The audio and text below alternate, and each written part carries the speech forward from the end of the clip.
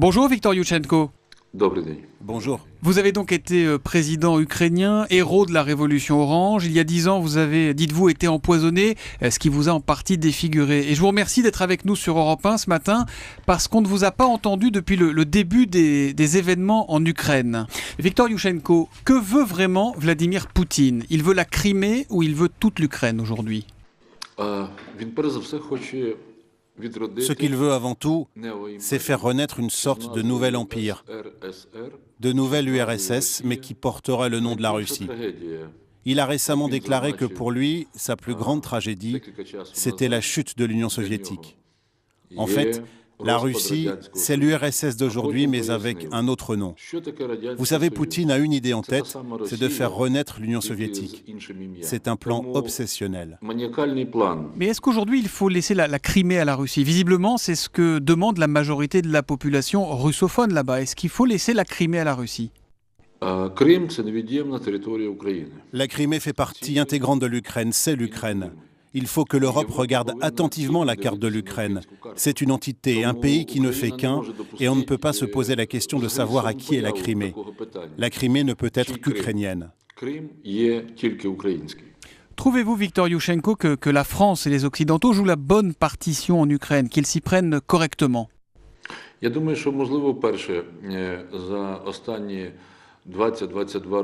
ces 20, voire ces 22 dernières années, c'est la première fois que l'Occident considère l'Ukraine comme un acteur, comme un facteur géopolitique. Et la façon dont la diplomatie française s'est exprimée, notamment au Conseil de sécurité des Nations Unies, cette façon apporte un début de solution. C'est une bonne garantie pour trouver la solution à la crise ukrainienne. Mais alors, qu'est-ce qui peut faire plier Poutine, selon vous? Poutine a peur de deux choses. La réaction internationale et la réaction de son propre peuple. Ça veut dire qu'il ne comprend que le rapport de force, Vladimir Poutine? Je pense que oui. Est-ce qu'il vous fait peur à vous, Vladimir Poutine? Non, je n'ai pas peur de lui. Il parie sur l'escalade de la violence en Ukraine. Mais non, je ne le crains pas. La nation ukrainienne ne perdra jamais la guerre contre Poutine. Poutine ne parviendra pas à mettre l'Ukraine à genoux. Poutine peut gagner peut-être une petite bataille, mais il ne gagnera jamais la guerre. Il y aura en principe une présidentielle anticipée, ce sera le 25 mai en Ukraine. Viktor Yushchenko, serez-vous, oui ou non, candidat à cette présidentielle? Je n'ai pas pris cette décision. Je pense plutôt qu'il faut soutenir aujourd'hui la nouvelle génération, les nouveaux hommes politiques ukrainiens.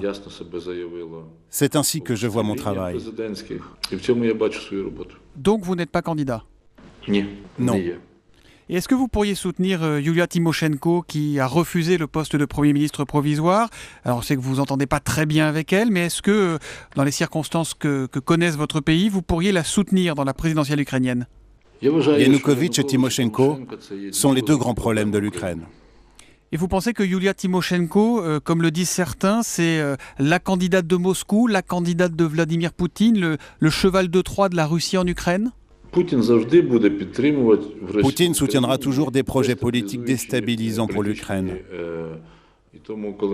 Et ce projet dont vous me parlez, eh bien je considère qu'il est déstabilisant pour l'Ukraine et pour la nation ukrainienne. Donc que Tymoshenko est la candidate de Moscou? Elle a déjà été la candidate de Moscou, et elle le sera toujours. Et le président déchu Yanukovych, quel doit être son avenir selon vous maintenant? Je pense que l'avenir de Yanukovych doit être déterminé par le droit et par la loi. Mais il doit être jugé selon vous? Je pense que la demande qui a été formulée par la nation ukrainienne et par le Parlement d'extrader Yanukovych en Ukraine, eh bien je pense que c'est une bonne solution. Qu'est-ce que vous demandez au président français? Vous êtes sur Europe 1, une radio française. Qu'est-ce que vous demandez à François Hollande ce matin? La question la plus importante, la question historique qui se pose aujourd'hui pour l'Ukraine et pour le peuple ukrainien, trouvera sa réponse dans la voie européenne. Il faudra commencer par un statut de membre associé. Ensuite, il faudra engager un processus d'adhésion pleine et entière.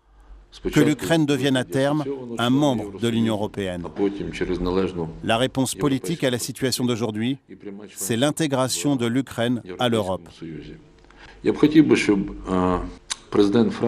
Et je voudrais demander au président français de garder ceci en tête, que cela fasse désormais partie de son programme politique.